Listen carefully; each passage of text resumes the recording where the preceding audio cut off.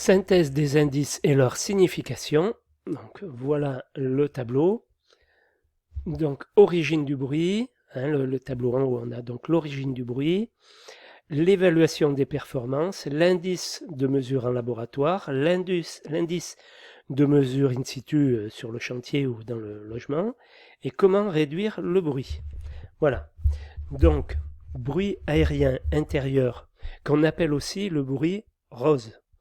Donc, l'évaluation des performances, c'est une différence de bruit entre deux locaux.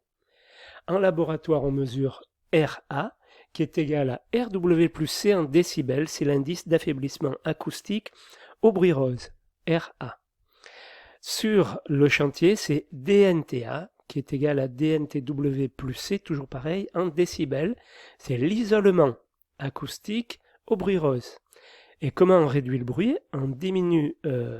C'est la diminution du bruit lorsque RA ou DNTA est élevé. On a ensuite le bruit aérien extérieur qu'on appelle aussi le bruit de trafic routier. Donc il s'agit de la différence de bruit entre l'extérieur et l'intérieur. Donc en labo, on mesure RATR, qui est égal à RW plus CTR en dB, qui est l'indice d'affaiblissement acoustique au bruit route. Il y a le bruit rose, bruit route. Alors sur chantier, DNTA,TR, qui est égal à DNTW plus CTR en dB, c'est l'isolement acoustique au bruit route. Et donc, comment le réduire? Diminution du bruit lorsque le RATR ou DNTA TR est élevé. Ensuite, donc, on a les bruits de choc. Donc, il s'agit pour le bruit perçu dans la pièce voisine, bruit de choc.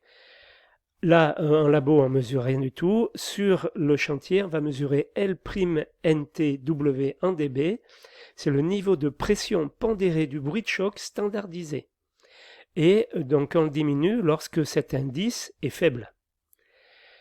On a les bruits de choc, c'est la différence de bruit entre un plancher isolé et un plancher de référence. Donc ça, en labo, on le sait le mesurer, c'est le delta, donc l'écart LW en dB, qui est la réduction de niveau de bruit de choc. Bon, ça, bien sûr, c'est pas fait sur chantier.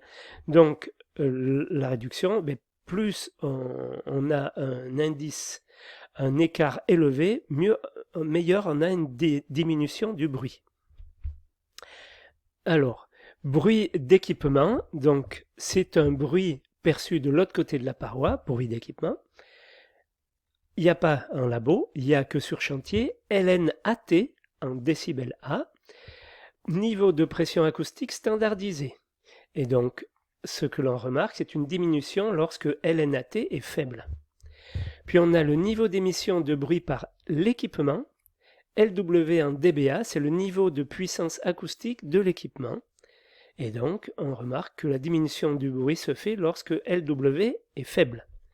Voilà pour la synthèse donc, et la signification de tous ces indices.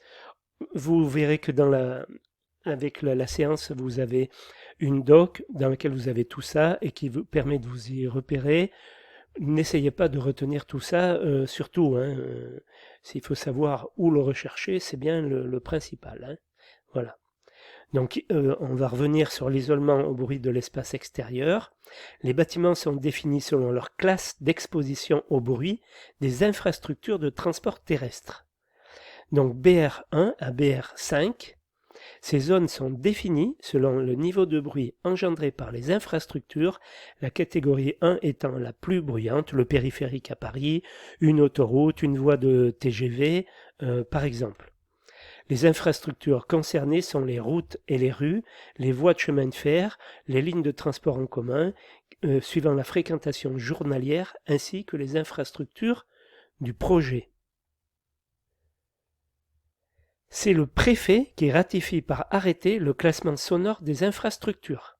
Les constructeurs de bâtiments, type habitation, ont l'obligation de prendre en compte le bruit engendré par les voies bruyantes qui existent ou qui sont en projet, en dotant leur construction, que ce soit au niveau des façades ou des vitrages, d'un isolement acoustique adapté par rapport au bruit de l'espace extérieur. C'est la loi sur le bruit de décembre 92, l'arrêté de 96.